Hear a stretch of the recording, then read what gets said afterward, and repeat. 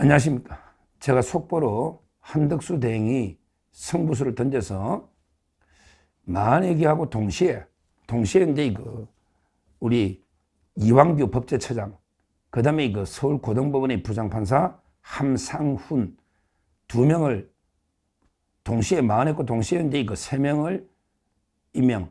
만회가 이제 임명입니다. 대법관 마용주도 임명입니다. 통과돼 있고, 그 다음에 이완규하고 함상훈 두 명은 이제 지명을 한 거죠. 대통령이 지명을 했다. 그러면 이제 20일 이내에 청문회를 하는 거죠. 국회 동의는 필요 없습니다. 청문회는 합니다. 근데 민주당이 청문회를 보이콧할 수 있겠죠. 두 명을. 그러면 그냥 대통령은 20일 지나서 청문회 없으면 10일 이내에 그냥 임명해버리면 됩니다. 한 달이면 충분합니다. 자, 근데 문제는 중요한 게 민주당에서 펄쩍펄쩍 뛰면서 한덕수를 탄핵하겠다, 뭐 이렇게 나서고, 이거는 예상된 거고요. 탄핵해주면 우리는 땡큐입니다. 한덕수 대행은 탄핵되는 즉시 대선 경선에 대선 후보에게 뛰어들어라, 저 이렇게 이야기를 했고요. 그 다음에 만에 하나 두 명이 임명되면 이제 나중에 탄핵 사상 초유로 민주당이 헌법재판관을 탄핵하는 이런 일이 생길 수도 있다. 근데 이거는 뭐 임명되고 나서 한참 뒤 이야기니까 그때 가서 보고요. 지금 중요한 게 제가 바로 한덕수의 임명과 관련한 두 번째 동영상은요. 두 번째 동영상은 뭐냐? 지금 민주당에서 권한대행 심판과 그 다음에 이 가처분을, 효력정지 이 가처분을 신청하겠다, 이렇게 기사가 속보가 뜨고 있습니다. 민주당에서 권한대행 심판과 효력정지 이 가처분을 신청하겠다. 요거는요, 제가 이제 여러 헌법 전문가들, 뭐 교수나 또 일타 강사들, 그 다음에 법조인 상해 보니 뭐 제가 봐도 그렇죠. 요거는 그냥 신경 안 써도 됩니다. 바로 이제 각하가 됩니다. 권한대행 심판과 효력정지 가처분을 민주당이 신청한다? 민주당이 이해 당사자입니까? 이게 대통령 몫이죠. 대통령 몫, 그럼 이게 누구 권한이 침해된 거예요? 미래의 대통령이 침해된 거예요. 따라서 미래의 대통령이 누가 될지 어떻게 알아요? 지금 이재명이가 뭐 대통령입니까? 한덕수 총리가 세 명을 임명했는데 이게 누구 권한이 침해되냐고. 결국에 미래의 대통령 권한이 침해됐는데, 맞죠? 원래 대선 이후에 대통령이 될 사람이 임명해야 된다는 주장이잖아. 그런데 미래의 대통령이 이재명이 될지, 김문수가 될지, 오세훈, 홍준표 누가 될지 어떻게 알았냐고요. 그런데 무슨 권한이 침해돼? 이재명이 대통령 된다는 보장이 있습니까? 그렇게 민주당은 아무 당사자가 아닙니다. 여기 국회 선출 몫이 아니야. 민주당 선출 몫도 아니야. 민주당 너와 이게 무슨 관계 있어? 아무 관계 없는 거예요. 맞잖아요. 따라서 권한대행 심판은 모든 헌법소원에도 다 중요한 게 청구인 적격. 이걸 법에서는 원고 적격이라는데 헌법재판에서는 이제 청구인 적격이 있어야 된다. 즉 자기의 법률상 자기 권리가 침해돼야 권한대행 심판이 되는 거예요. 그런데 민주당이 권한이 뭐가 침해됐는데? 너 뭔데? 아무것도 아니지. 국회 몫도 아니고 대통령 몫인데. 그러면 이게 어떻게 해야 되느냐? 지금 아마 이래 들어올 것 같아. 이제 저희가 법조인들끼리 내린 결론은 나중에 2달 뒤에 이재명이가 이제 당선되고 나서, 그러면 그때 내가 대통령인데 2명을 지명을 하니 대통령인데, 근데 몫이 없잖아. 이미 지명대가. 그러면 그때 가서 이재명이가 대통령이 당선되고 나서 한참 뒤에 뭐 권한대행 심판을 할 수는 있겠다, 이렇게 볼 수는 있죠. 근데요, 한번 생각해 보세요. 그때 되면 이미 한 달이면 20일이면 임명할 수 있다 했잖아요. 제가 2명을, 한덕수 총리가. 그러면 이미 재판관이 돼버린 거야. 그리고 이미 여러 판결에 뭐 조지호 청장 사건도 있고 여러 데 헌법소원 사건이 선고할 게 많잖아요. 그러면 거기에 이미 이완규 법제처장과 함상훈 재판관이 거기에 여러 재판에 관여했는데, 그러면 권한대행 심판회가 침해됐다 하면 기존의 재판 다 무효인가?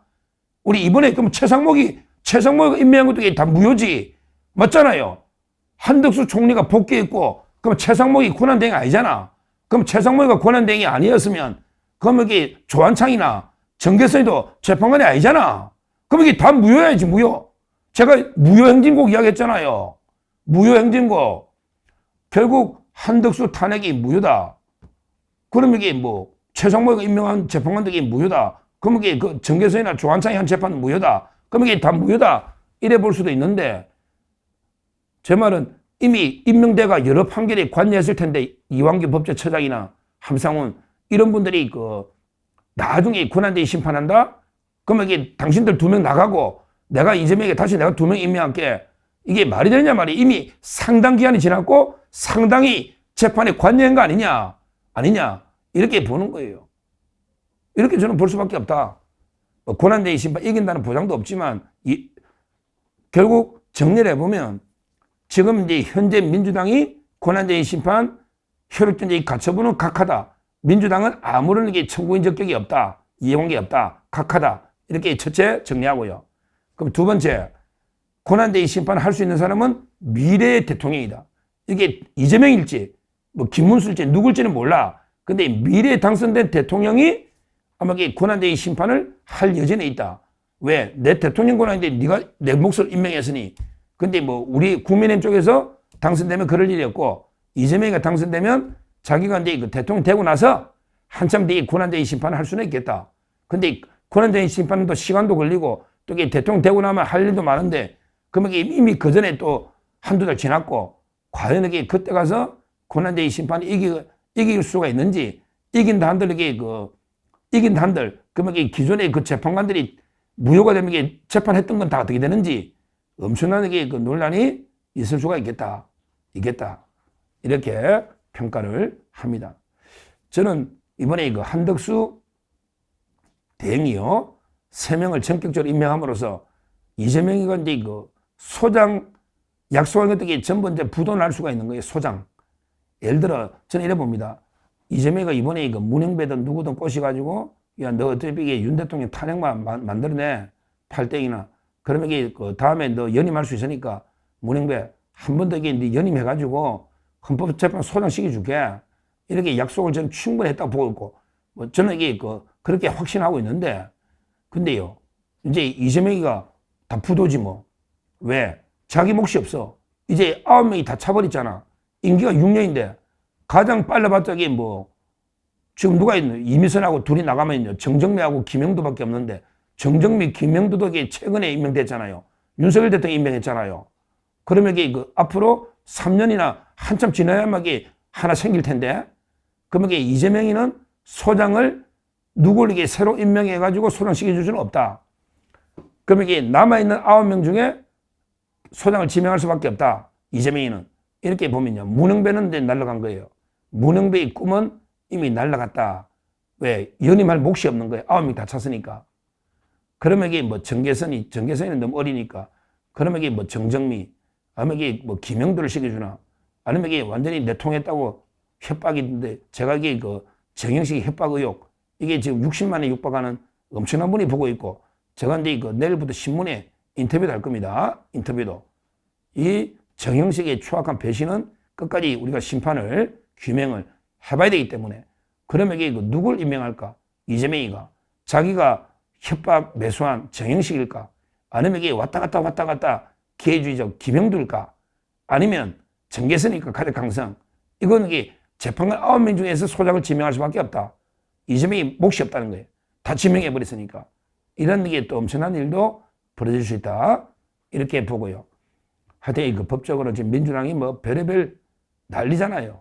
뭐 가장 현실적인 방법은 이제 한덕수 탄핵을 해버리면 그러면 이게 청문 20일 지나서 지금 한덕수가 지명만 했잖아요.